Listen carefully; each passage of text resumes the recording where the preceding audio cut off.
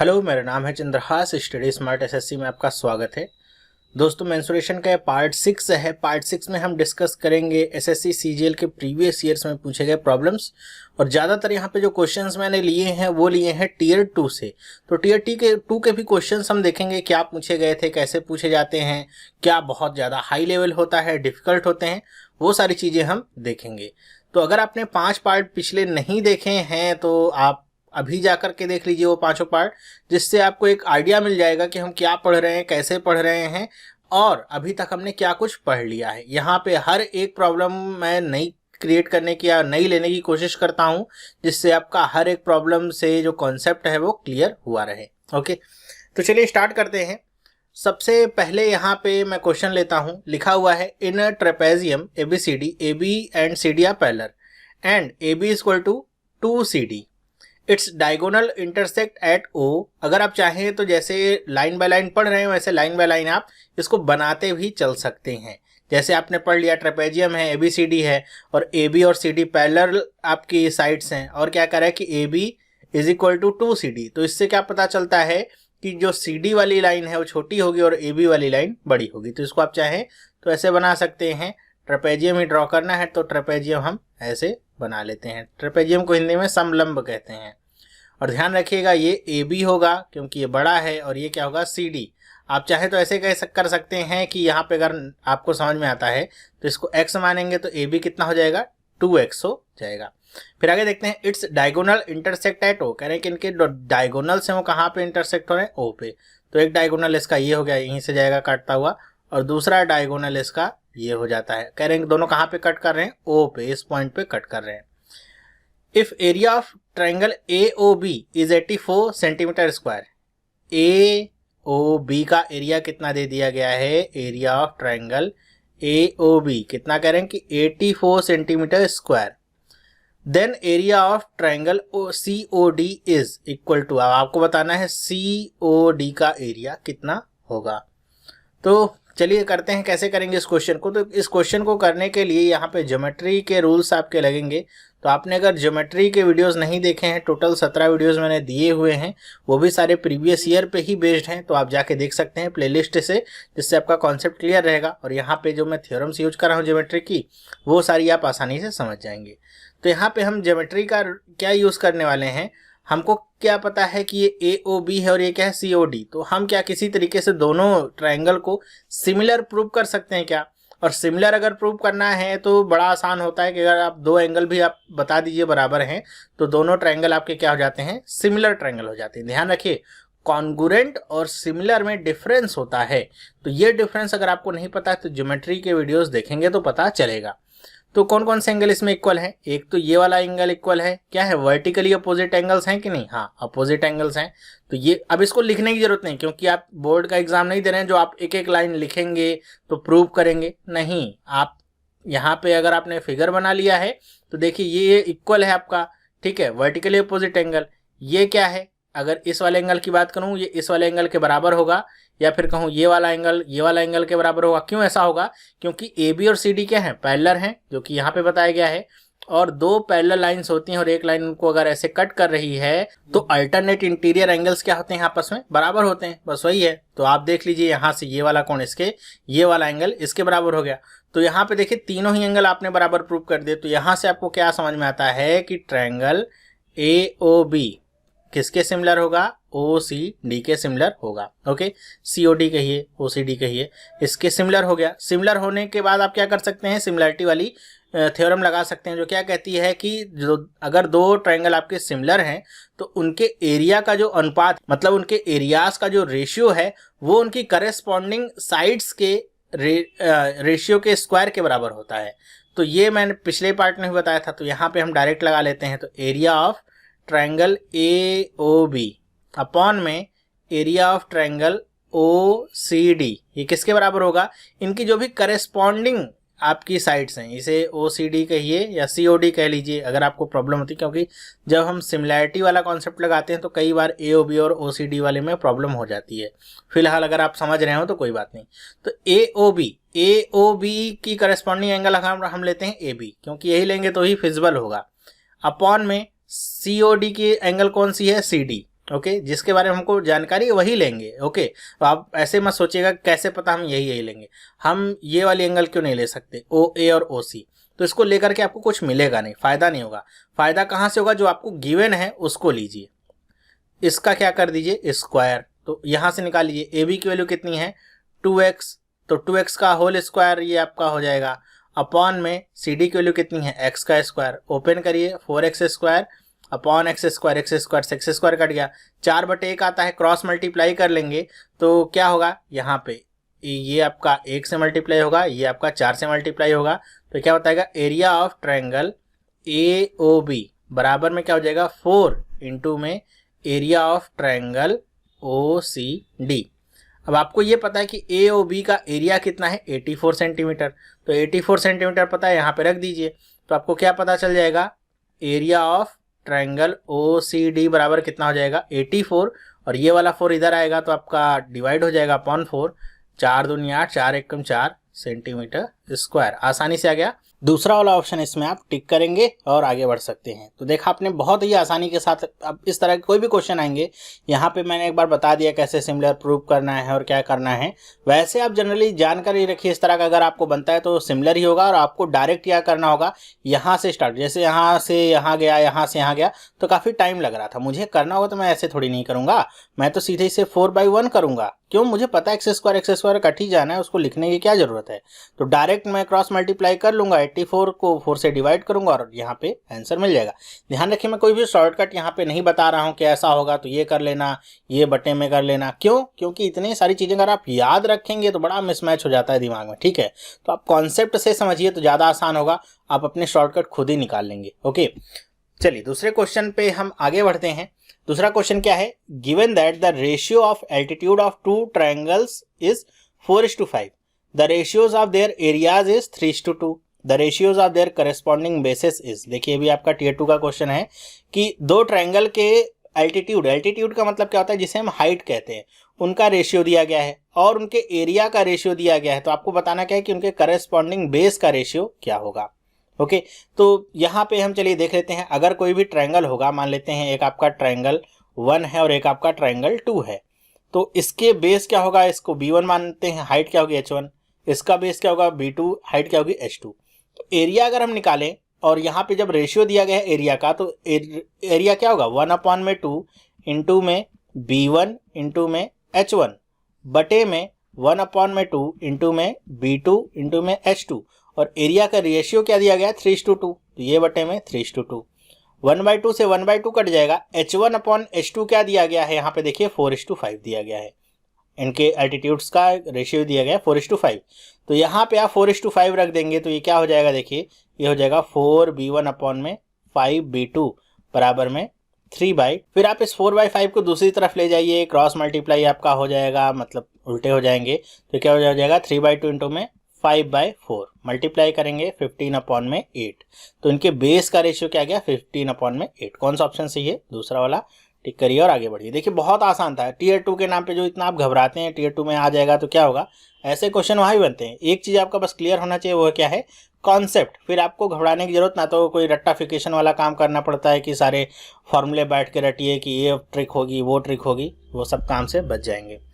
Next हम चलते हैं तीसरे क्वेश्चन पे। क्या लिखा हुआ है, the area of an isosceles trapezium is 176 centimetre and the height is 2/11 of the sum of its parallel side. Question समझिए, यहाँ पे क्या दिया गया है, एन आइसोसेलेस ट्रेपेजियम। सबसे पहले इसका मतलब क्या होगा कि कोई भी ट्रेपेजियम आइसोसेलेस होगा, इसका क्या मतलब है, इसका मतलब है, मान लेता हूं ये आपका ऐसे है ट्रेपेजियम, आइसोसेलेस ट्रेपेजियम का मतलब होता है ऐसा ट्रेपेजियम जिसमें ये जो दोनों साइड हैं वो भी क्या होती हैं बराबर। वैसे अगर मान लेता हूँ ये क्या है ABCD, ये ट्रेपेजियम होता है तो हमको ये पता है एक भुजा छोटी होती है एक भुजा बड़ी होती है, लेकिन यहाँ पे ये पता नहीं होता है कि इनके बीच की जो डिस्टेंस है, मतलब ये जो साइड है, डिस्टेंस नहीं साइड है, ये आपकी बराबर है कि नहीं। लेकिन जब बोल दिया आइसोसेलेस है, मतलब ये दोनों साइड भी आपकी क्या है बराबर हैं आपस में, मतलब AD बराबर में CB हो जाएगा, BC हो जाएगा। ओके, हाइट तो दोनों की बराबर ही होगी। अगर मैं हाइट की बात करूं, ये कैसे मैं खींच देता हूं, इसको मैं मान लेता हूं E, तो ये तो H यहाँ भी वही होगा जो कि यहाँ से अगर हम ऐसे ड्रॉ करेंगे F होगा,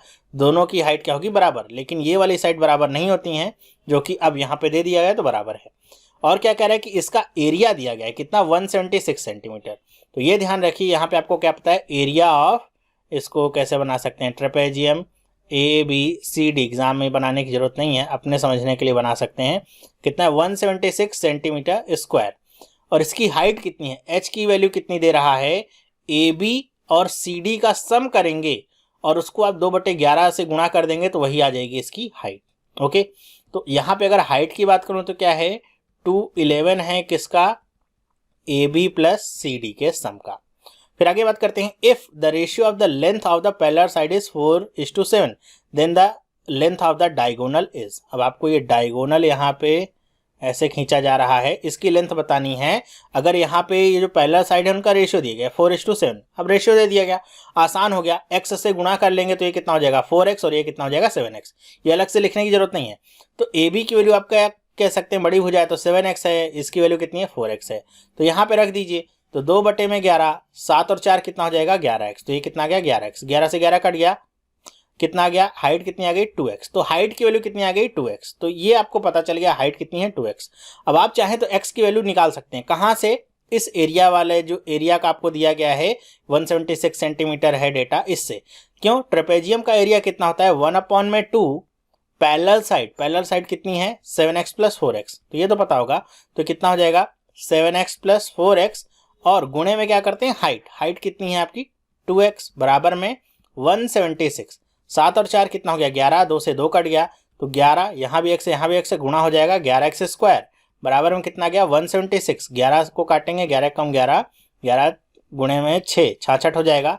x स्क्वायर की वैल्यू कितनी आ गई 16, x की वैल्यू कितनी आ जाएगी 4, अंडर रूट होगा, x की वैल्यू कितनी आ गई 4। तो x की वैल्यू जब 4 आ गई तो ये पता चल गया AB की वैल्यू कितनी है 7x नहीं, अब क्या हो जाएगी 7 गुणे 4 28 और ये CD की वैल्यू कितनी हो जाएगी 4 गुणे 4 16। अब आपको ये AC की वैल्यू निकालनी है, आपको ये पता है कि ये 90 डिग्री है। ओके, ये हाइट है तो 90 डिग्री है, तो अगर आप AF की वैल्यू निकाल लें और CF की वैल्यू तो अब आपको पता ही है कितना है, H की वैल्यू कितनी आई है 2x, तो x की वैल्यू 4 है तो 4 दूनी 8, तो ये वैल्यू तो आपको पता है कितनी है 8, CF या H की वैल्यू 8 है। AF की वैल्यू आप निकाल लें तो पाइथागोरस थ्योरम से आप AC की वैल्यू निकाल सकते हैं। तो AF की वैल्यू कितनी होगी, देखिए CD 16 है तो EF की वैल्यू 16 हो जाएगी, ये तो आपको पता चल गया होगा। अब आप क्या करिए AE की वैल्यू निकाल लीजिए तो आपका काम हो सकता है। AE की वैल्यू निकालना कोई बड़ा काम है नहीं, बड़ा काम नहीं है। क्यों, क्योंकि आपको पता है कि ये पूरा कितना है 28 है। ओके, और जब ये आपका क्या है, ये बता रहे हैं कि आइसोसेलेस है, तो यहाँ से AE वाला जो पोर्शन होगा वो FB के बराबर होगा, दोनों बराबर पोर्शन में ही कट करेंगे। अगर इसकी लंबाई चौड़ाई कुछ ज़्यादा होती, जैसे ये लंबा होता तो ये वाला सेक्शन आपका लंबा हो जाता, लेकिन जब ये दोनों बराबर हैं साइड तो ये क्या होगा, ये जो आपका AE और FB है ये भी क्या होगा बराबर होगा। तो AE की लंबाई कैसे निकाल सकते हैं, 28 में से आप 16 घटा दीजिए, मतलब टोटल AB की वैल्यू कितनी है 28 और 16 ये अंदर वाला घटा दीजिए तो कितना बचेगा, 28 में से आप 16 घटाएंगे तो बचेगा 12, मतलब 12 वाला जो पोर्शन है वो AE प्लस FB है। ये किसकी वैल्यू है 12, AE प्लस FB की वैल्यू है और दोनों ही आपस में बराबर हैं। तो अगर आप AE को भी FB के टर्म में लिखना चाहें या FB को AE के टर्म में लिखना चाहें तो ये क्या हो सकता है 2AE बराबर में कितना 12, 2 छंग 12, तो AE की वैल्यू कितनी आ जाती है 6। तो अब आप AF की वैल्यू निकाल सकते हैं क्या, हाँ निकाल सकते हैं, 16 और 6 कितना हो जाएगा 22, तो AF की वैल्यू कितनी आ गई 22, CF की वैल्यू कितनी है 8, पाइथागोरस थ्योरम लगाइए, डायगोनल की वैल्यू निकालिए। तो AC स्क्वायर बराबर में क्या हो जाएगा 22 का स्क्वायर प्लस 8 का स्क्वायर, 22 का स्क्वायर करेंगे कितना आएगा, 22 का स्क्वायर होता है 484 प्लस 8 का स्क्वायर करेंगे कितना आएगा 64। अब आप जोड़ लीजिए कितना हो जाएगा 4 4 8, 8 और 6 कितना हो जाएगा 14 और ये कितना हो गया 548। तो AC स्क्वायर की वैल्यू कितनी आ गई 548, तो AC की वैल्यू कितनी आ जाएगी अंडर रूट में 548। अब देखिए इसमें कौन सा ऑप्शन आपका सही हो रहा है। तो 548 से अगर आप इसको फैक्टर करना चाहें तो फैक्टर कर सकते हैं 548, जैसे अगर आप ऐसे प्राइम फैक्टराइजेशन करना चाहते हैं 2 × 2 4, 7 जा हो जाएगा, ये 4 टाइम्स जाएगा, फिर 2 से 2, 2 3 जा 2 7 जा, फिर 137 आपका प्राइम नंबर है तो 137 टाइम्स ही जाएगा, यहाँ पे 2 का एक पेयर बना है 2 बाहर, तो कितनी आ जाएगा आंसर 2 अंडर रूट में 137, थर्ड वाला ऑप्शन सही होगा।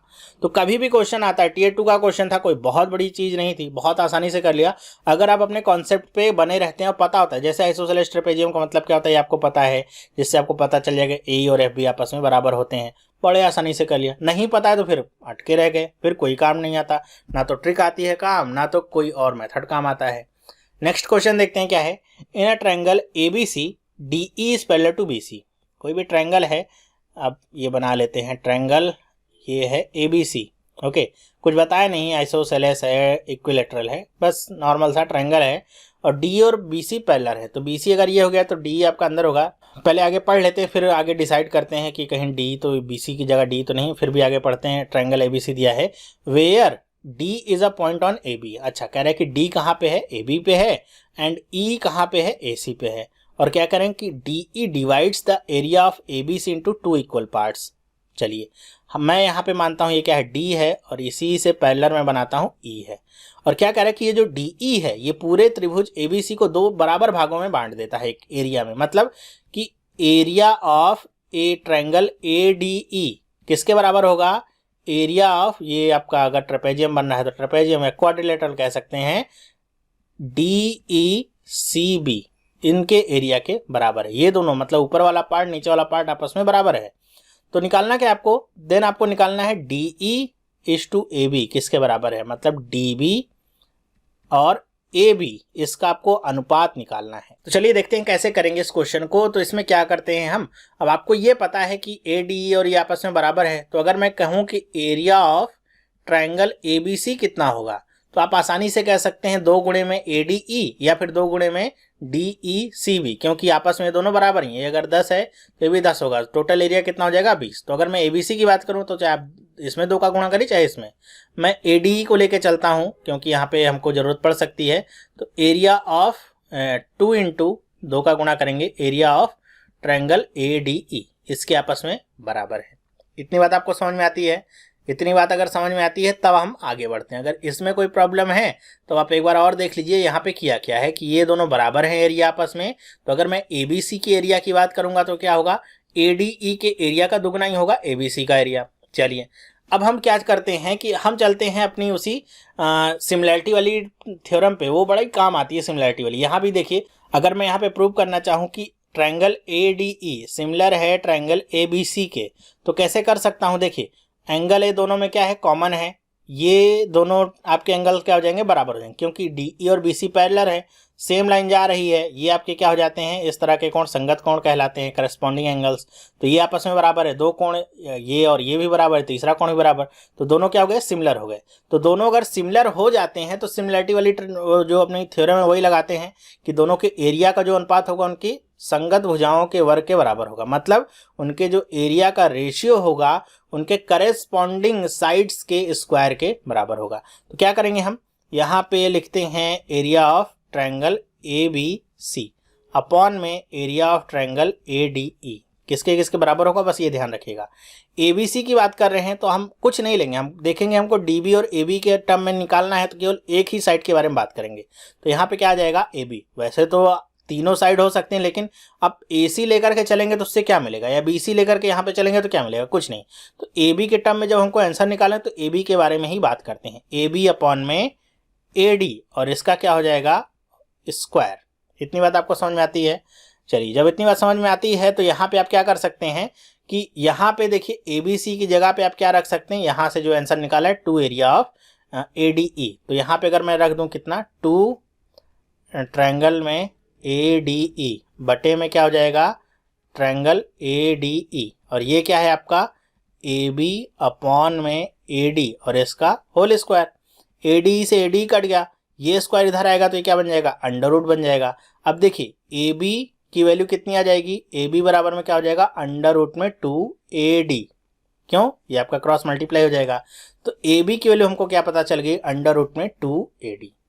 अब हम क्या करते हैं कि हमको AB के टर्म तो पता चल गए, लेकिन DB कितना है ये अगर निकालने तो काम आसान हो जाएगा। तो DB की अगर वैल्यू निकालनी है तो मैं क्या कर सकता हूँ, AB वाले में से AD को घटा दूँ। मतलब ये पूरी जो लाइन है इसमें से अगर इतनी लाइन में काट दूँ तो DB मिलेगा। तो DB की वैल्यू क्या हो जाएगी, देखिए DB की वैल्यू हो जाएगी AB माइनस में AD। ए बी की वैल्यू क्या रखेंगे, अंडर रूट में 2AD, तो अंडर रूट में 2AD रख देते हैं और यहाँ पे माइनस क्या हो जाएगा AD। तो यहाँ पे AD अगर कॉमन ले लीजिए तो क्या हो जाएगा, अंडर रूट में 2 माइनस 1, ये किसकी वैल्यू आ गई, DB की वैल्यू आ गई। अब देखिए DB की वैल्यू पता है, AB की वैल्यू पता है, दोनों को आप डिवाइड कर दीजिए तो कितना हो जाएगा। देखिए ये आपसे पूछा है, यही पूछा है, DB अपॉन में AB कितना होगा, तो DB की वैल्यू कितनी निकाली है, तो ये आई है AD और √2 माइनस 1, और इसकी वैल्यू कितनी है, √2 में AD, AD से AD cancel out, √2 minus 1 upon में √2। कौन सा ऑप्शन सही है, थर्ड वाला ऑप्शन सही है। टिक करिए और आगे बढ़िए। मेरे ख्याल से आपको समझ में आ गया होगा। नेक्स्ट क्वेश्चन पे हम चलते हैं। अगर किसी भी जगह पे समझ में नहीं आएगा तो एक बार वीडियो को फिर से देखिएगा। तो मैंने स्टेप बाय स्टेप इसीलिए सारे स्टेप कराता जाता हूँ। मुझे पता है इसमें बहुत सारे स्टेप मैं स्किप कर सकता हूँ अगर करूँगा, और आप भी कर लेंगे तो आपकी थोड़ी सी प्रैक्टिस हो जाएगी। लेकिन सारे स्टेप्स इसलिए लिखता हूँ, कुछ लोग ऐसे होंगे जो जिनका बैकग्राउंड मैथ का नहीं होगा तो उनको प्रॉब्लम हो जाती है हर एक स्टेप समझने में, तो उनके लिए मैं ये स्टेप्स लिख रहा हूँ। तो अगर आपको ऐसा लगता है कि वीडियो थोड़ा लंबा हो रहा है, ज़्यादा खींच रहा हूँ मैं, तो आप थोड़ा वीडियो की जो पोजिशनिंग है या फिर कह लीजिए उसकी स्पीड है उसको फास्ट कर सकते हैं अपनी यूट्यूब की सेटिंग में से। नेक्स्ट क्वेश्चन लेते हैं, क्या है, if for an isosceles triangle the length of each equal side is A and that of the third side is B unit then its area will be. Equilateral triangle, ये देखिए tier 2 का question है, ये मैं मान लेता हूँ कि ये आपका इक्विलैटरल ट्रायंगल, इक्विलैटरल नहीं आइसोसेलेस का है, आइसोसेलेस ट्रायंगल है ABC। देखिए कई बार जहन में आपकी बातें होती हैं वही आप यहाँ पर भी उतार देते हैं, लेकिन हमेशा क्वेश्चन पे ध्यान रखिएगा। आइसोसेलेस ट्रायंगल है तो मैं मानता हूँ कि AB और AC आपस में बराबर हैं, ये दोनों लाइनें बराबर हैं। आइसोसेलेस है मतलब सम द्विबाहु त्रिभुज है जिसकी दो भुजाएं बराबर होती हैं, तो ये A हो गया, ये A हो गया। जो तीसरी साइड जो बराबर नहीं हो, क्या कह रहा है कि वो कितनी है, B। मान लेता हूँ BC की लंबाई कितनी है, B। तो आपको इसका एरिया निकालना है। तो आइसोसेलेस ट्रायंगल का एरिया निकालने का सबसे बढ़िया फॉर्मूला क्या होता है कि आप यहाँ से हाइट ड्रॉ कर दीजिए, ठीक है। हाइट ड्रॉ करेंगे, और एक बात यहाँ पे ध्यान रखिएगा, ज्योमेट्री मैंने बताया था ये बात कि आइसोसेलेस ट्रायंगल में भी जो हाइट और मीडियन होता है दोनों एक ही होता है। मतलब ये जो मैंने लाइन यहाँ पे ड्रॉ की है 90 डिग्री तो है ही साथ में इसको दो बराबर भागों में बांटती भी है। यही बात जो छोटी सी बात है, कहने को बहुत छोटी सी बात है, लोगों को नहीं पता होती और बहुत इसमें परेशानी उत्पन्न होती है। आइसोसेलेस ट्रायंगल में भी इक्विलैटरल ट्रायंगल की तरह ही अल्टीट्यूड और मीडियन दोनों एक ही होता है। यहाँ पे 90 डिग्री पे खींचेंगे तो इसको दो बराबर भागों में बांट देगा। मतलब ये कितना हो जाएगा, ये वाला पार्ट b/2 और ये वाला भी पार्ट b/2 हो जाएगा, और 90 डिग्री भी होगा साथ ही साथ। अब क्या करिए, आप एक साइड का एरिया निकालिए और उसमें 2 का गुणा कर दीजिए पाइथागोरस थ्योरम से, आप या फिर यहाँ से इसकी AD, ये मान लेता हूँ D है, AD की वैल्यू निकाल लीजिए पाइथागोरस थ्योरम से, और फिर इसका एरिया निकाल लीजिए 1/2 बेस इंटू हाइट करके 2 का गुणा कर दीजिए, आपका इसका ABC का एरिया आ जाता है। करिए, यहाँ पे AD की वैल्यू कैसे निकालेंगे, पाइथागोरस थ्योरम लगाएंगे, तो ये क्या हो जाएगा, डायरेक्ट मैं लिखता हूँ पाइथागोरस थ्योरम, तो क्या हो जाएगा A² माइनस B² अपॉन 4, और ये क्या होगा अंडर रूट में। तो यहाँ पे देखिए अगर आप चाहें तो 4 का गुणा कर लीजिए, तो क्या हो जाएगा, ये हो जाएगा 4A² माइनस में B², और अपॉन में 4 रहेगा तो अंडर रूट से रहेगा तो बाहर आ जाएगा 1/2 के रूप में, और ये तो अंडर रूट के अंदर रहेगा। तो AD की वैल्यू पता चल गई। अब आपको क्या करना है, बस 1/2 इंटू में बेस इंटू हाइट, और यहाँ पे इसके साथ साथ 2 का गुणा भी आगे कर लीजिए, क्योंकि जितना एरिया इसका होगा उतना ही एरिया इसका होगा, क्योंकि ये मीडियन है, और कोई भी मीडियन होता है वो त्रिभुज को 2 बराबर एरिया वाले भागों में बांट देता है। तो इसका एरिया और इसका एरिया बराबर हो गया, इसलिए 2 का गुणा कर लिया, 2 से 2 तो यहीं कट गया, केवल बेस इंटू हाइट आपको करना रह जाएगा। तो बेस कितना है, b/2, तो मैं लिख देता हूँ बेस की वैल्यू b/2, इंटू में हाइट कितनी है ये आपको लिखा है, तो ये कितना है 1/2 अंडर रूट में 4A² माइनस B², ये अंडर रूट पूरा है, तो ये 2 2 4 हो जाएगा, तो ये कितना हो जाएगा B/4 under root 4A² minus B², ये आंसर निकलता है। कौन सा ऑप्शन सही देखिए, तो थर्ड वाला ऑप्शन इसमें सही हो रहा है। थोड़ा ध्यान से करिएगा, यहाँ b/4 यहाँ b/2 है, ठीक है, तो अगर आप थोड़ा सा गलती करेंगे तो गलत कर सकते हैं। यहाँ पे देखिए A है, ये A/4 है, तो ये आपका तीसरा वाला ऑप्शन सही हो रहा है। तो कैसे करना है आइसोसेलेस ट्रायंगल को लेकर के मैंने आपको बता दिया है फिर से। यहाँ पे बस यही बात ध्यान रखनी है, हाइट और मीडियन इसका एक ही होता है, फिर आसानी से आप निकाल सकते हैं। नेक्स्ट क्वेश्चन हम चलते हैं, क्या है देखते हैं।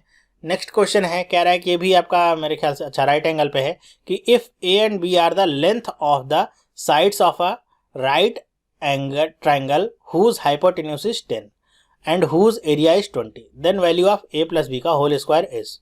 चलिए टियर 2 का क्वेश्चन है, कह रहे हैं कि कोई भी राइट एंगल ट्रायंगल है आपका, तो राइट एंगल ट्रायंगल ये हम ऐसे बना लेते हैं, नाम दे देते हैं इसको ए बी सी। ये 90 डिग्री पे है, कह रहे हैं कि इसकी लेंथ क्या है, ए और बी है, मतलब हाइपोटेन्यूज के बारे में बात नहीं कर रहे हैं, इसकी बात कर रहे हैं, ये ए हो गया तो ये बी हो गया, चाहे आप इसको ए मान लीजिए चाहे इसको बी मान लीजिए, उसमें कोई कंफ्यूजन नहीं है।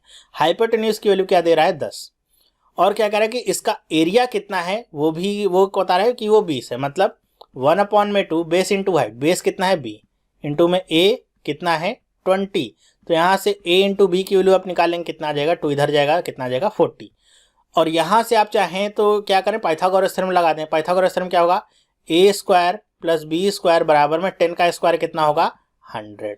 ओके, तो a square plus B square की वैल्यू मिल गई, a इंटू बी की वैल्यू मिल गई। अब आपको a प्लस बी का होल स्क्वायर निकालना है, तो a प्लस बी का होल स्क्वायर क्या होता है भाई, a square plus B square plus 2ab होता है। इसकी वैल्यू कितनी है 100 प्लस 2 गुणे में ए बी कितना है 40, 40 में 2 का गुणा करेंगे कितना आएगा 80, जोड़ेंगे कितना आ जाएगा 180। तो ये आपका आंसर हो गया। कौन सा ऑप्शन सही है, सेकंड वाला ऑप्शन सही है। तो क्या करना था, बस ये ध्यान रखना था आपको। कभी कभी ऐसा होता है कि इस तरह के क्वेश्चन देख के लोग डर जाते हैं, सोचते हैं कि क्या दिया गया है, कुछ समझ में आ नहीं रहा है, बल्कि आप अपने कॉन्सेप्ट पे बने रहिए तो कितने आसानी से इस क्वेश्चन को कर लेंगे। जो कह रहा है बस वो करते जाइए, बाकी की राहें अपने आप ही खुल जाती हैं। कई बार आपको ऐसा लगता है कि आप जब गाड़ी से चल रहे होते हैं तो रास्ता आपको मुड़ा हुआ लगता है, जैसे जैसे आप रास्ते पे आगे बढ़ते जाते हैं जो मुड़ा हुआ सा रास्ता है वो भी आपको सीधा लगने लगता है। तो यही आपको करना है कि मैथ में क्वेश्चन को देख करके कि अगर आप रुक गए बिना सॉल्व किए, बिना प्रैक्टिस किए, तो आप कर नहीं पाएंगे। जब तक आप प्रैक्टिस नहीं करेंगे, एक कदम आगे बढ़ाइए, उससे आपको दूसरा नया कदम कैसे बढ़ाना है इसकी वैल्यू पता चलती रहेगी, और इसी क्रम में आप आंसर भी निकाल लेते हैं। फिर देखते हैं नेक्स्ट क्वेश्चन क्या है। इसी में नेक्स्ट क्वेश्चन क्या कह रहा है कि a wire is bent into form of a circle whose area is 154 centimeter. If the same wire is bent into the form of an equilateral triangle, the approximate area of the equilateral triangle is. इसके बारे में मैंने आपको इससे पिछले video में भी आपको बताया था कि कैसे इस क्वेश्चन को करना होता है। फिर भी ये क्वेश्चन मुझे थोड़ा अच्छा लगा, और यहाँ पे सबसे अच्छी बात क्या है कि यहाँ पे आपको पाई के रूप में आंसर नहीं बल्कि एग्जैक्ट आंसर निकाल के दिखाना है, जैसा कि मैंने पिछले वाले वीडियो में बताया था। 10th वाला क्वेश्चन था। अच्छा, उसका आंसर बताना मैं भूल गया। उसका आंसर कितना होगा, जो ऑप्शन 2 था उसमें, उसका ऑप्शन 2 वाला सही होगा, 0.167 था शायद, वो वाला ऑप्शन उसका सही होगा। ठीक है, ऑप्शन 2 था, ये तो मुझे याद है, और करना आसान था, बस 3 आपको सर्कल्स ड्रॉ करने थे और आसानी से हो जाता। यहाँ पे बात करते हैं कि कोई वायर है और ये आपका पहले किस फॉर्म में है, सर्कल के फॉर्म में है, तो ऐसे ये मैं गोला बना देता हूँ, और इसका एरिया दिया गया है कितना 154 सेंटीमीटर। तो हम क्या यहाँ से आर निकाल सकते हैं, क्या आर की वैल्यू निकाल सकते हैं? हाँ, निकाल सकते हैं। पाई की वैल्यू 22/7 रख के, तो ये क्या होगा, पाई आर स्क्वायर की वैल्यू कितनी है 154, तो पाई की वैल्यू रखते हैं 22/7, आर की वैल्यू तो आर स्क्वायर, ये कितना हो जाएगा 154, 22 से इसको काटेंगे 7 बार में कट जाएगा, आर स्क्वायर की वैल्यू कितनी आ जाएगी 49, और आर की वैल्यू कितनी आ जाएगी 7। ठीक है, अंडर रूट जाएगा, 49 किसका स्क्वायर होता है 7 का, आर की वैल्यू आ गई 7। तो ये आर की वैल्यू निकाला क्यों, ताकि हमको ये पता चल सके ये तार भाई कितना लंबा है, यहाँ से यहाँ तक चलें अगर तो ये तार कितना लंबा है। वो कैसे निकलेगा, जब इसका सरकमफ्रेंस निकालेंगे। सरकमफ्रेंस क्या होता है 2πr, तो 2 गुणे में 22/7, आर की वैल्यू भी कितनी 7, 7 से 7 कट गया, 22 दूनी 44, मतलब ये तार कितना लंबा है 44 सेंटीमीटर ये तार लंबा है। और मैंने आपको बताया था कि अगर कोई वायर है उसी को बेंड किया जाता है किसी और फॉर्म में, तो उसकी जो लेंथ है वो बदलती नहीं, ना तो कम होती है ना तो ज़्यादा। मतलब अब इसे ट्रांसफॉर्म कर दिया गया है किसी इक्विलेटरल ट्रायंगल में, मान लेता हूँ इसमें ट्रांसफॉर्म किया गया है, तो इस तार की भी लंबाई कितनी होगी 44 सेंटीमीटर। मतलब अगर मैं दूसरे तरीके से बात करूं तो इसका जो पेरीमीटर होगा कितना होगा 24 सेंटीमीटर। और ये है क्या, इक्विलेटरल ट्रायंगल है, मतलब ABC इक्वल है, ये साइड भी A है, ये भी A है, ये भी A है, मतलब 3A की वैल्यू कितनी आ गई 44, तो A की वैल्यू कितनी आ गई 44/3। अब आपको क्या निकालना है, इसी का एरिया निकालना है। अब एरिया क्या होता है इक्विलेटरल ट्रायंगल का, √3/4 इंटू में A स्क्वायर, A स्क्वायर का मतलब क्या, साइड का स्क्वायर, तो √3/4 इंटू में 44/3 गुणे में 44/3। अप्रॉक्सीमेट निकालना है, यहाँ पे लिखा हुआ है अप्रॉक्सीमेट, तो पूरा कैलकुलेट नहीं करेंगे, लेकिन यहाँ पे देखिए ऑप्शंस आपको कैसे मिल रहे हैं, बहुत ही पास पास के। यहाँ पे अच्छा ये टिक किया, ये कोई ऑप्शन नहीं है, शायद ऐसे ही बताने के लिए किया है। तो ये आपको ऑप्शन देखने को मिल रहे हैं, कैसे आपके ऑप्शंस यहाँ पे हैं। 93 है, 90 है, 83 है, 39 है, तो थोड़ा सा कन्फ्यूज़न आपको हो सकता है। तो चलिए देखते हैं, ये 11 बार कट जाएगा, ये आपका क्या होगा, ये √3 की वैल्यू कितनी होती है, 1.732 होती है, तो वही हम रिप्लेस कर देते हैं यहाँ पे। ये कितना हो जाएगा, 9 हो जाएगा। तो 11 और 44 को गुणा करेंगे आप कितना मिल जाएगा, तो ये आपको मिलेगा 11 चौक 44, 11 गुणे 4 44 और 4 48, 484। इसको कैसे डायरेक्ट गुणा करना है इसको बताया मैंने स्पीड मैथ की वीडियो में, जो कि आपको दूसरे चैनल स्टडी स्मार्ट पे मिलेगी, वहाँ से जाकर के आप सीख सकते हैं स्पीड मैथ। ठीक है, तो फिर क्या करेंगे, बटे में क्या हो जाएगा 9 और यहाँ पे गुणा 1.732 का है। ठीक है, अब इसको 9 से अगर काटता हूँ मैं तो क्या हो जाएगा, 9 × 5 = 45, 3 बचेगा यहाँ पे, फिर कितनी बार जाएगा, 9 × 3 = 27, 27 जाएगा, फिर ये कितना बचेगा, 7 बचेगा, तो ये 70 हो जाएगा। तो लगभग ये कितनी बार में जाएगा, 7 बार में जाएगा, 9 × 7 = 63, तो लगभग ये 53.7 या फिर 54 कह सकते हैं हम। ठीक है, ये 53.7 है और ये क्या है 1.7, तो ऐसे ही देख लीजिए, ये 53.7 है, अप्रॉक्सीमेट करना है, ये 1.7 है। तो अगर आप गुणा करेंगे, वैसे ही देखेंगे आप, गुणा करके देखिए, तो अगर 53 और 17 को ही गुणा करके देखिए तो 17 तियाँ कितना होगा 51, 17 × 5 = 85 और ये कितना हो जाएगा 90। अभी हमने 0.7 इसका इंक्लूड नहीं किया है, इसको करूंगा तो ये 90 से भी बड़ी वैल्यू मिलेगी। तो इसका मतलब क्या होगा, यहाँ पे ये 90.14 जो आंसर आ रहा है ये तो गलत होगा ही होगा, इससे नीचे का कोई भी आंसर अप्रॉक्सीमेट आपका आ नहीं सकता, मतलब ये तीनों भी गलत हो गए। तो एक ही ऑप्शन आपके पास बचता है 93.14। क्यों, क्योंकि जो ऑप्शन है ये इससे जो करेक्ट आंसर इससे बड़ा ही होगा, क्योंकि यहाँ पे हमने अप्रॉक्सीमेट में वैल्यू ली, अभी ये पूरा कटा नहीं है और यहाँ पे 32 मैंने छोड़ दिया था, मतलब जब गुणा करेंगे तो आंसर क्या मिलेगा, इससे ज़्यादा मिलेगा। इसी में एक ऑप्शन और होता नन ऑफ दीज का, तब आप थोड़ा सा चकरा जाते, लेकिन ये यहाँ पे होता नहीं है, तो आप पहला ऑप्शन आसानी से टिक करके आ सकते हैं। बिल्कुल भी पूरा कैलकुलेट करने की जरूरत नहीं है, अप्रॉक्सीमेट कैसे करना है आसानी से आप कर सकते हैं। नेक्स्ट क्वेश्चन की तरफ हम आगे बढ़ते हैं, देखते हैं नेक्स्ट क्वेश्चन क्या है। यहाँ पे देखिए लिखा हुआ है, इन triangle ABC, D and E are 2 points on a side AB and AC respectively so that DE is parallel to BC। वही काम यहाँ भी जैसे भी किया था कि एक आपका ट्रायंगल बना लेते हैं, कैसा ट्रायंगल है नहीं पता, ये क्या है ABC है और इस पे 2 पॉइंट हैं D और E, AB और AC पे रेस्पेक्टिवली, तो ये बना लिया D और ये E और ये पैरेलल है, मतलब DE और BC आपस में पैरेलल है। फिर क्या बता रहा है कि AD और BD का अनुपात कितना है, 2:3। ओके, AD और BD किस अनुपात में है, 2:3 में है। तो आपको बताना क्या है कि ये जो ट्रेपेजियम बन रहा है DECB और जो एरिया है ABC, इनका अनुपात क्या होगा। कैसे करेंगे, AD और BD मतलब ये 2 है और ये कितना है 3 है, आसानी से कर सकते हैं। अभी हमने देखा है कुछ समय पहले ही कैसे इस क्वेश्चन को करना है। हमको 2 एरिया की जरूरत होगी, एक तो ABC के एरिया की जरूरत होगी, ओके, और किस एरिया की जरूरत होगी, और ये जो आपका ट्रेपेजियम है इसके एरिया की जरूरत होगी। चलिए देखते हैं कैसे करते हैं। तो यहाँ पे हम सबसे पहला काम क्या करेंगे, ये जो ADE है इसको और ABC को जो ट्रायंगल है इनको समरूप कर लेते हैं, सिमिलर कर लेते हैं। तो ये आपका ट्रायंगल ABC किसके सिमिलर होगा, ट्रायंगल ADE के। कैसे होगा बता दिया है मैंने पिछले अभी क्वेश्चन में भी, ये कॉमन है, ये दोनों पैरेलल हैं, तो ये करस्पॉन्डिंग एंगल्स आपके बराबर होंगे, सिमिलर हो गया। सिमिलर होने का मतलब क्या है कि इनके एरियाज और इनके जो करस्पॉन्डिंग साइड्स का स्क्वायर है वो भी आपका सिमिलर होगा। तो हम ऐसे कह सकते हैं कि area of triangle ABC upon में एरिया ऑफ ट्रायंगल ADE। लेकिन ये हम कर क्यों रहे हैं अभी समझ जाता हूँ मैं। तो ये क्या हो जाएगा, AB अपॉन में AD। ये कर इसलिए रहे हैं ताकि हमको ये पता चल सके कि ये जो ADE है ये ABC के किस पार्ट के बराबर है, क्योंकि हमको DECB का अगर एरिया निकालना है तो हमको ADE वाला एरिया घटाना होगा, तो इसीलिए हमको ADE की वैल्यू पता होनी चाहिए।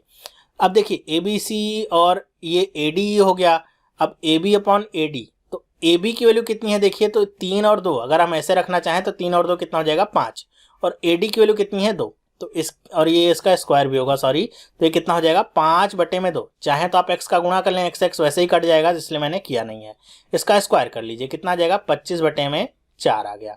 तो अगर मैं बात करूं कि ADE की वो किसके बराबर हो रहा है, तो ADE के लिए हमको क्या करना पड़ेगा, क्रॉस मल्टीप्लाई कर लीजिए, या फिर ऐसे ही रहने दीजिए। यहाँ पे अगर बात करूँ तो एरिया ऑफ ट्रायंगल ABC ये किसके बराबर होगा, तो 25/4 को ऐसे रहने दीजिए, केवल इधर को गुणा कर लीजिए, क्या हो जाएगा एरिया ऑफ ट्रायंगल ADE। मतलब ABC के टर्म में अगर हम बात करें ADE की वैल्यू क्या है 25/4 का गुणा कर दीजिए, आ जाएगा। तो ABC की वैल्यू हमको ADE के टर्म में पता चल गई। अब अगर हम बात करते हैं DECB की, इसका एरिया कितना है, तो क्या करें ABC में से ADE घटा दें, तो अगर मैं बात करता हूँ एरिया ऑफ ये ट्रेपेजियम, देखिए क्या है DECB, क्या होगा कि area of triangle ABC minus में ऊपर AD अगर मैं पूरा ऐसे काट देता हूँ, निकाल देता हूँ, तो केवल DECB बचेगा, तो minus area of triangle ADE, ये घटाना पड़ेगा। तो इसकी वैल्यू कितनी है, यही रख दीजिए, 25/4 ही रख दीजिए, 25/4 area of triangle ADE minus में ये क्या है, एरिया ऑफ ट्रायंगल ADE है। एग्जाम में आप एरिया ट्रायंगल ये सब लिखना अवॉइड कर सकते हैं, क्योंकि आपको केवल समझना होगा। इसमें भी आपका जो 2 सेकंड में बच जाए तो बचा लीजिए। 4 का गुणा करेंगे, इधर 4 कम 4, 25 में से 4 जाए, कितना बचेगा, 21/4 एरिया ऑफ ट्रायंगल ADE। ये आ गया 21/4 एरिया ऑफ ट्रायंगल ADE। बस अब आपको वैल्यूज रख देनी। इसकी वैल्यू कितनी आ गई, देखिए इसकी वैल्यू आ गई 21/4 और एरिया ऑफ ट्रायंगल ADE, और ABC की वैल्यू कितनी है, 25/4 एरिया ऑफ ट्रायंगल ADE। क्या क्या कटेगा, ये कट गया, 4 से 4 कट गया, 21/25 आंसर आपके सामने आ गया। दूसरा वाला ऑप्शन सही होता है, टिक करिए और आगे बढ़िए। हालांकि ये सवाल किसका था, SSC CHSL का LDC का सवाल था, लेकिन काफ़ी अच्छा सवाल मुझे लगा, कॉन्सेप्चुअल लगा, तो इसलिए मैंने यहाँ पे आपको बताना जरूरी समझा। ठीक है, तो इस तरह के सवाल भी आपके सामने देखने को मिल सकते हैं, तो कम से कम समझ के रखिए कैसे इन सारे सवालों को करना है। एग्जाम में जाकर के कभी भी कंफ्यूज मत होइए। नेक्स्ट हम आगे बढ़ते हैं, देखते हैं क्या है यहाँ पे। ये भी अच्छा क्वेश्चन है, देखिए क्या है, टियर 2 में पूछा गया है कि 2 साइड्स हैं किसी प्लॉट की, कह रहे हैं कि 2 sides of a plot measuring 32 metre and 24 metre and the angle between them is a perfect right angle. कि 2 साइड बता रहा है यहाँ पे, चलिए मान लेते हैं एक 32 सेंटीमीटर की है और एक 24 सेंटीमीटर की है। मान लेता हूँ 32 है और एक कितना 24, कह रहे हैं कि इनके बीच में 90 डिग्री का एंगल है। फिर बता रहे the other 2 side measuring 25 metre each and the other 3 angles are not right angle, the area of plot in meter is। करें कि जो बाकी की दोनों साइड हैं वो 25 मीटर की हैं, मतलब, और क्या कर रहा है कि वो दोनों बाकी के जो तीनों एंगल्स हैं वो राइट एंगल भी नहीं, मतलब वो जो तीनों एंगल्स हैं वो राइट एंगल नहीं, हो भी नहीं सकते। अगर राइट एंगल होंगे तो ये चारों भुजा आपस में मिल नहीं सकती। तो ये इसको ऐसे बनाना पड़ेगा कि ये आपका 25 है और ये भी आपका 25 है। हालांकि दिख नहीं रहा है, मान लीजिए ये भी 25 है, ये भी 25 है। नाम दे देता हूँ ABCD।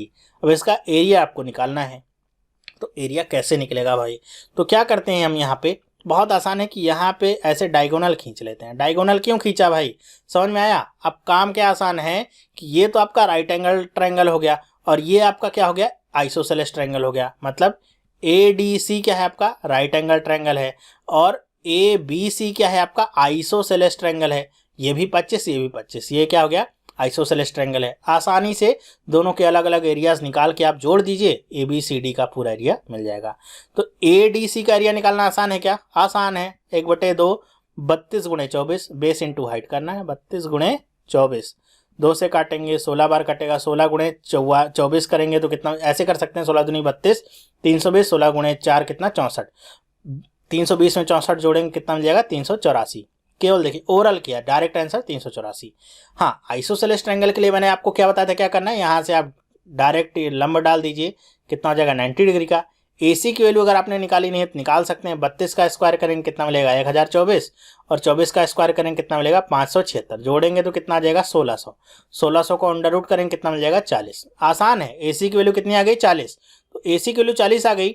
तो अगर ये मैं मान लेता हूँ BE है, तो AE की वैल्यू कितनी हो जाएगी 20, और EC की वैल्यू भी कितनी हो जाएगी 20। अभी बताया था आइसोसेलेस ट्रायंगल के मीडियन और हाइट बराबर होते हैं, तो एक भी निकाल लीजिए तो आपका काम चल जाएगा। तो आप क्या करिए, यहाँ से BE की वैल्यू सबसे पहले निकाल लीजिए। तो BE की वैल्यू कैसे निकलेगी, 25 का स्क्वायर करिए क्या आ जाएगा 625, माइनस उसमें 20 का स्क्वायर करिए क्या हो जाएगा 400, इसका अंडर रूट आपको निकालना होगा। तो कितना आ जाएगा, ये आ जाएगा आपका 225 आ जाएगा। 225 किसका अंडर रूट होता है 15 का, तो BE की वैल्यू क्या मिल गई 15। आइसोसेलेस ट्रायंगल निकालना है, जब हाइट मिल गई तो आपको पता है कि 2 का गुणा करेंगे तो 1/2 तो घट आपका खत्म ही हो जाता, सीधे बेस इंटू हाइट कर लीजिए, तो कितना हो जाएगा 15 × में 20, कितनी आ जाएगी वैल्यू 300। अब ABC का एरिया कितना गया 300, ADC का एरिया कितना गया 384, दोनों को जोड़ दीजिए, इसमें 384 आप जोड़ दीजिए, तो टोटल एरिया कितना आ जाएगा 684। ये आपको एरिया मिल जाएगा। कौन सा ऑप्शन सही है, 4th वाला। देखिए टियर 2 का सवाल है, ये जब आपको पता चलता है तो ही आपको टफ लगता है। अगर आपको यही सवाल मैं एलडीसी में दूंगा तो आप कहेंगे बहुत आसान सवाल है, केवल मानसिकता का फर्क होता है। तो अगर आपके कॉन्सेप्ट क्लियर है, मुझे पता है कैसे इसको करना है, देखिए कितनी आसानी से मैंने कर लिया। पहले इसको डायगोनल खींचा तो एडीसी का एरिया निकाला है, ये तो बड़े आसानी से निकाला है। बात रही एबीसी के एरिया निकालने की, तो सबसे पहले मैंने एसी निकाल लिया। डायगोनल इसका कितना है, 32 का स्क्वायर 1024 और 24 का स्क्वायर 576, जोड़ा अंडर रूट करके निकाल लिया, कितना गया 40। तो ये 20, ये 25 और यहाँ से बी का एरिया निकालना है, तो 25 का स्क्वायर किया, 20 का स्क्वायर उसमें से घटा के अंडर रूट निकाला, कितना गया 15, 15 दूनी 300, 300 हो गया, दोनों को जोड़ दिया 684 आंसर। तो आप भी इसी तरह फास्टली निकाल सकते हैं कोई भी प्रॉब्लम आपके सामने आए तो। अब मैं ये नहीं कह रहा हूँ कि इस क्वेश्चन को करने का केवल यही एक तरीका है, इस क्वेश्चन को करने के 1000 तरीके हो सकते हैं, लेकिन वो 1000 तरीके सीखने में आप अपना समय गंवाएं, इससे अच्छा कम से कम एक तरीका आप जानते रहें जिससे आप बहुत तेजी से कर सकते हैं।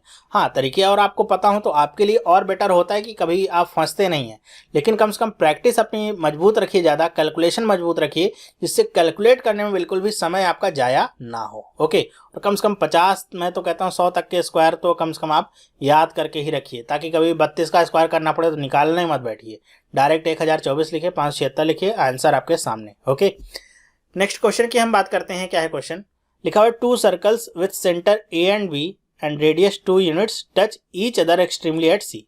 करें कि 2 सर्कल हैं जिनके सेंटर क्या है, ए और बी, और दोनों क्या है 2 यूनिट के उनके रेडियस हैं, दोनों एक दूसरे को एक्सटर्नली टच करते हैं। फिर क्या लिखा, a third circle with centre C and radius 2 units meet each other at D and E, then the area of quadrilateral A B D E is.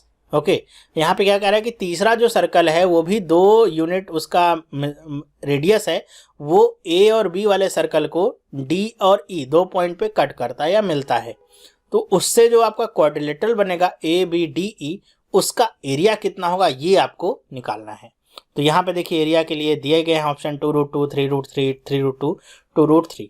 तो क्वेश्चन ये आपका कह सकते हैं आसान भी और थोड़ा सा कॉन्सेप्चुअल भी है। आप इस क्वेश्चन को ऐसा होमवर्क लीजिए, करके बताइएगा मुझे कि ये क्वेश्चन आपने कितने समय में किया और यहाँ पे क्या करेक्ट ऑप्शन है, ये आप मुझे कमेंट करके बताइएगा, जैसा कि आप हमेशा करते हैं। और देखिएगा अपने आप को टेस्ट करके कि एक रैंडम क्वेश्चन अगर आपके सामने आता है तो कितनी जल्दी और कितने अच्छे तरीके से आप उस क्वेश्चन को कर पाते हैं। तो खुद से करके मुझे कमेंट करके ज़रूर बताइएगा। तो इस वीडियो में बस इतना ही, इसका आंसर मैं नेक्स्ट वीडियो के शुरुआत में दे दूंगा कैसे करेंगे इसको। तो अगर आपको ये वीडियो पसंद आया है, जेन्युइनली आपको पसंद आया, तो आप इसे लाइक करना ना भूलें और अपने दोस्तों के साथ भी ज़रूर शेयर करें। लाइक और कमेंट करते हैं तो मुझे पता चलता है कि आपको पसंद आ रहा है, तो मुझे भी अच्छा लगता है कि लोग पसंद कर रहे हैं वीडियोज़ को, तो मुझे भी और मेहनत करनी चाहिए। एक और इन्फॉर्मेशन आप लोगों के लिए है कि अगर आपने टेलीग्राम ग्रुप ज्वाइन नहीं किया है स्टडी स्मार्ट का, तो इसके डिस्क्रिप्शन बॉक्स में आपको लिंक मिलेगा टेलीग्राम ग्रुप का, उस पर क्लिक करके आप टेलीग्राम चैनल ज्वाइन कर सकते हैं, जिससे आपको जो भी वीडियोस में डालता हूं उसकी रेगुलर अपडेट्स आपको मिलती रहेंगी, जिससे आपका कोई भी वीडियो या फिर कोई भी इंपॉर्टेंट इन्फॉर्मेशन मिस नहीं होगी। तो ये वीडियो देखने के लिए आपका बहुत बहुत धन्यवाद। अगर आप इस चैनल पर नए हैं, पहली बार इस वीडियो को देख रहे हैं, तो आप इस चैनल को सब्सक्राइब कर सकते हैं, जिससे इस तरह की वीडियोज आपको मिलती रहेंगी। और सब्सक्राइब करने के बाद बेल आइकन को प्रेस करना मत भूलिएगा, जिससे आपको रेगुलर अपडेट्स मिलती रहती हैं। तो ये वीडियो देखने के लिए आपका बहुत बहुत धन्यवाद। Have a nice day and bye.